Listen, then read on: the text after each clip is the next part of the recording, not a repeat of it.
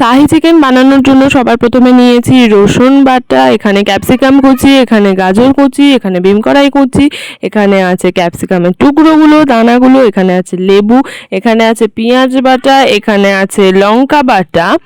এগুলোই হলো শাহি চিকেনের মশলা। আর এখানে আরও আছে সস, গোলমরিচ গুঁড়ো, গরম মশলা গুঁড়ো। তারপরে কিন্তু পেঁয়াজটাকে খুব ভালো করে বেটে নিতে হবে। পেঁয়াজটাকে ভালো করে বেটে নিতে হবে যেন পেঁয়াজের কোনো খুঁত না থাকে, যেন পেঁয়াজটা একদম ভালো করে বাটা হয়।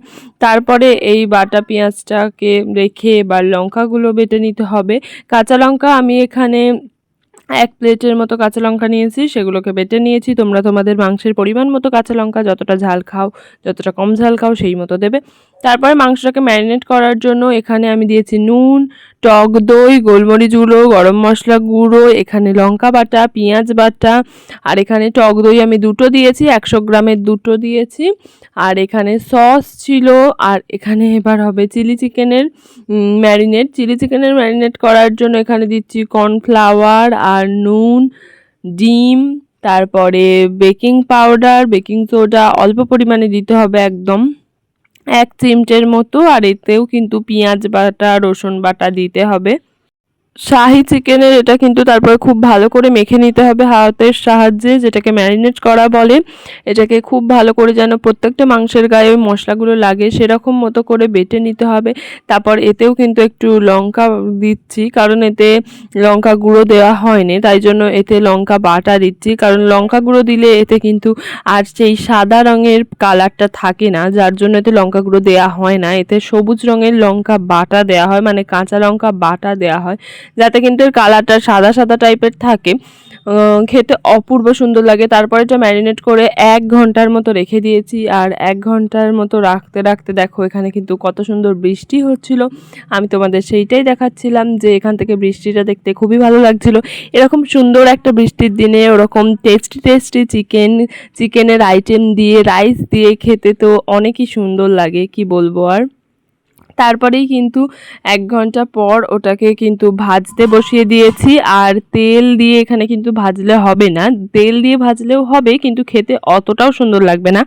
এখানে কিন্তু বাটার দিয়ে ভাজতে হতো, জাস্ট 2 ফোঁটা বাটার দিয়ে এগুলো ভেজেছি, যার জন্য খেতে খুবই সুন্দর লাগে। ম্যারিনেট করা মাংসটা আমি ভেজেছি কড়াতে, আর সেগুলো ভাজার পরে এখানে তুলে নিতে হবে থালাতে। আর এটা বাটার দিয়েই ভাজতে হবে।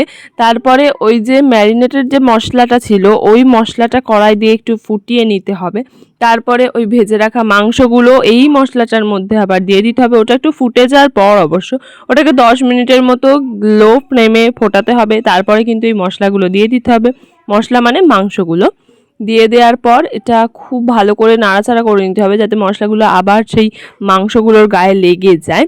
আর এটা যেটাকে মাংস কষা বলি না আমরা, যে লাল মাংস রান্না করার সময় যেটা মাংস কষি সেরকমভাবেই। তারপরে এতে জল দিয়ে দিতে হবে 1/2 মগের মতো। এখানে আমরা মগে করে জল দিই, মানে 1/2 মগ, তোমরা যেটাই দাও তার মানে অল্প পরিমাণে জল দেবে, যেন ওই কষা কষা ভাবটা থাকে এটা যেন একদম উড়ে না যায়। তারপরে থালা চাপা দিয়ে দিতে হবে, দিয়ে নামিয়ে নিতে হবে 5 মিনিট কি 10 মিনিট পরে। তারপরে এখানে দেখো চিলি চিকেন করার জন্য এখানে কিন্তু মাংসগুলোকে একদম ছোট ছোট করে কেটে নিতে হবে। যত ছোট ছোট করে কাটতে পারবে তত সুন্দর চিলি চিকেনের হবে। আর এখানে কিন্তু একদম কুচি কুচি পারলে একদম কুচি কুচিও তোমরা কেটে নিতে পারো, মানে একদম কুচি মানে যেরকম সাইজ আমি ঠিক কেটেছি সেরকম। আর এখানে কিন্তু ময়দা দিয়েছি চিলি চিকেনে, ময়দা, কর্নফ্লাওয়ার, ডিম, নুন, পেঁয়াজ বাটা, আদা বাটা দেওয়ার পরেই কিন্তু এটা খুব ভালো করে ম্যারিনেট করে নিতে হবে, ঠিক যেভাবে শাহি চিকেনের এটা ম্যারিনেট করা হয়েছে। খুব ভালো করে ম্যারিনেট করার পর এটাকেও কিন্তু 15 থেকে 20 মিনিটের মতো রেখে দিয়েছি। 20 মিনিট রাখার পর কিন্তু কড়াতে তেল দিয়ে ভাজছিলাম, আর এটা কিন্তু অবশ্য তেল দিয়েই ভাজতে হবে। শাহি চিকেনের জন্য শুধু ওটা বাটার দিয়ে ভাজতে হবে, বাট এইগুলো সব তেল দিয়েই ভাজতে হবে।